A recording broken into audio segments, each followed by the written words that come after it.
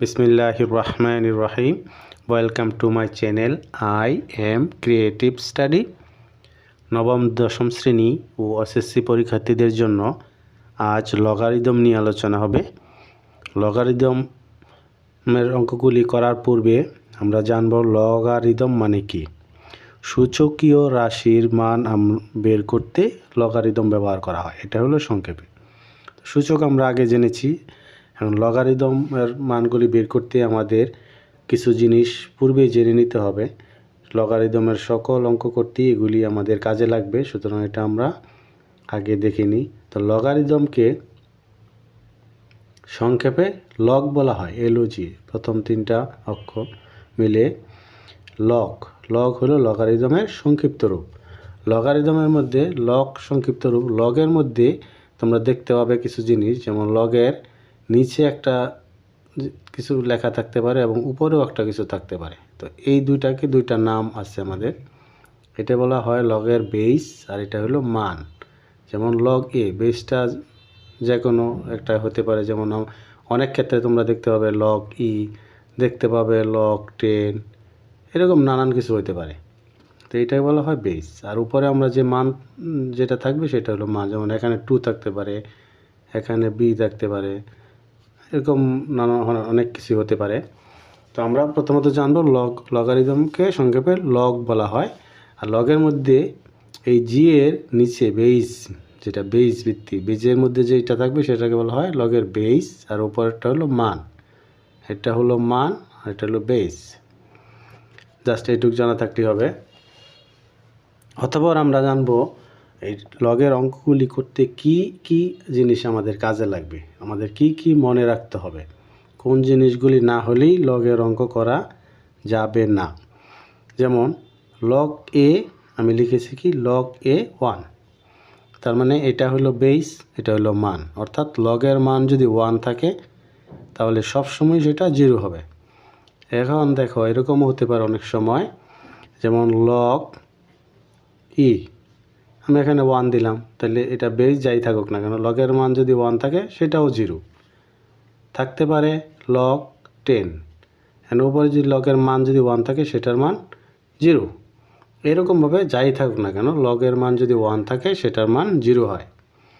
এটা হলো আমরা দেখলাম। দ্বিতীয় আমি লিখেছি লগ এ, অর্থাৎ বেস এবং মান একই আছে, এরকম যদি থাকে তাহলে সেটার মান হয় 1। যেমন এই ক্ষেত্রে তুমি দেখো, যদি লগ ই থাকে এখানে আবার উপরও ই থাকে, তাহলে আমি এটা নির্দ্বিধায় বলতে পারবো কি 1, কারণ বেস এবং মান দুইটাই একই আছে।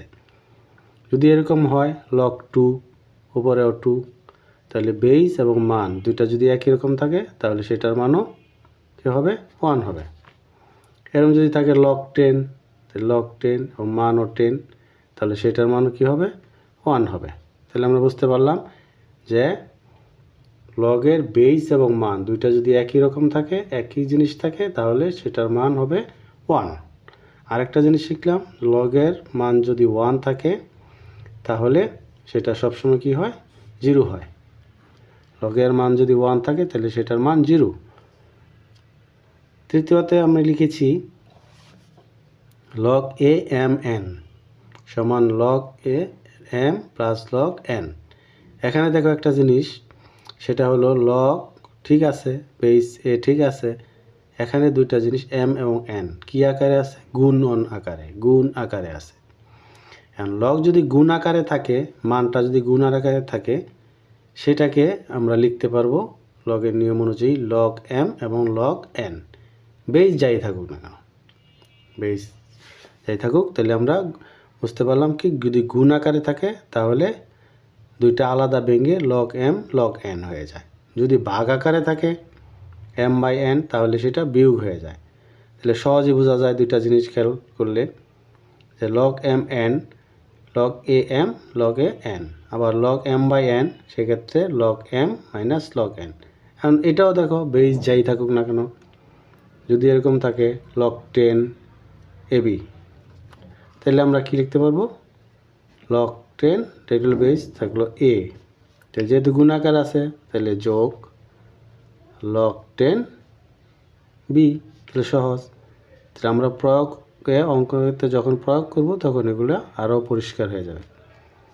আবার বাগেরটা দেখো, যদি এরকম থাকতো যে লগ ই আছে এখানে, আর এখানে আছে কি বি বাই সি, তাহলে এটা আমরা কি লিখতে পারতাম, ভাগ আকার আছে, তাহলে লগ ই এক বিয়োগ হয়ে যাবে, B minus log E C.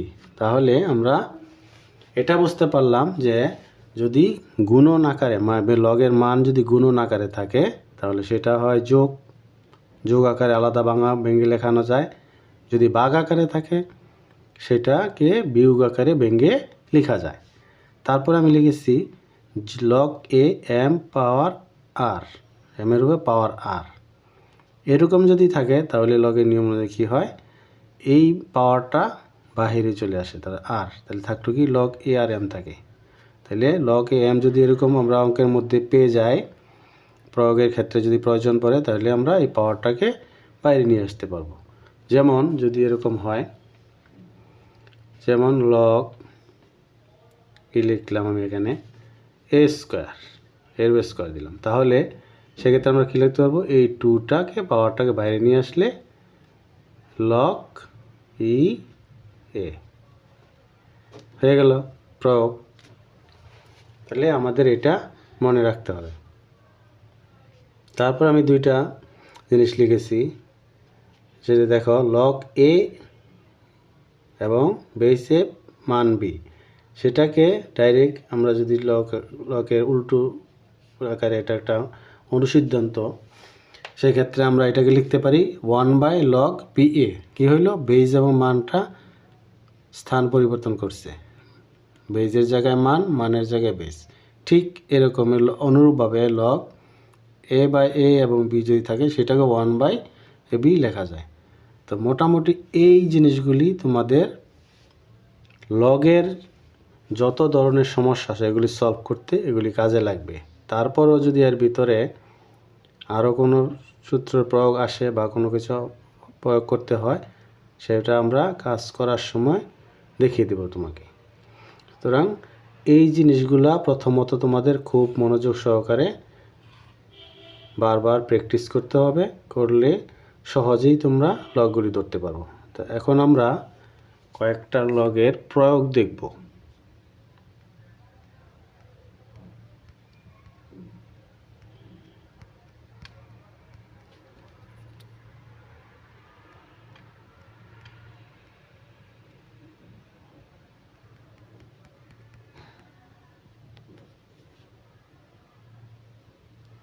প্রয়োগের বেলায়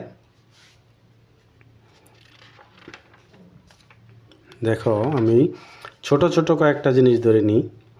যেমন তোমাদের 4.2 অনুশীলনীর মধ্যে যে জিনিসগুলো আছে ওগুলোর থেকে আমি কিছু জিনিস তোমাদেরকে দেখাচ্ছি।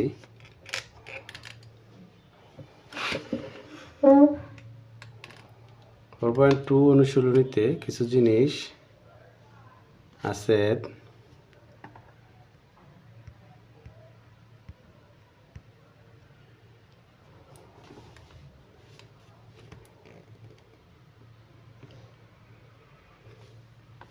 যেমন লগ, একটা জিনিস আছে লগ 381, লগ 381। তাহলে এটাকে আমরা কি করতে পারি, এটা যদি বলা যায় এটার একটা মান বের করে নাও লগ 381, তাহলে এটাকে যদি আমরা ভেঙে লিখি, দেখো লগ 381কে আমরা 3 বেজের সাথে মিলিয়ে যদি লিখি, দেখো 3⁴ যদি করা হয় তবে 81 হয়ে যায়। 3⁴ করলে 81 হয়ে যায়। তাহলে আমরা যেই সূত্রটা প্রয়োগ করেছিলাম, এই যে এই সূত্রটা, এই অনুযায়ী আমরা এটাকে লিখতে পারবো। এই 4টাকে আমি নিয়ে আসবো, তাহলে 4 লগ 3 তাহলে দেখো কি হলো, লগ 3 বেজ এবং মান 1, তাহলে 4 ইন্টু এটার মান কি হয়ে যাবে 1, কারণ কেন, বেজ মান যদি 1 থাকে তাহলে তার মান 1 হয়ে যায়, তাহলে আমি এটা 1 লিখতে পারি এটার পরিবর্তে। তাহলে এটার আমি পেয়ে গেলাম 4। যদি এটা এরকম থাকে তাহলে আমরা অটোমেটিকই এটা লিখতে পারবো 4।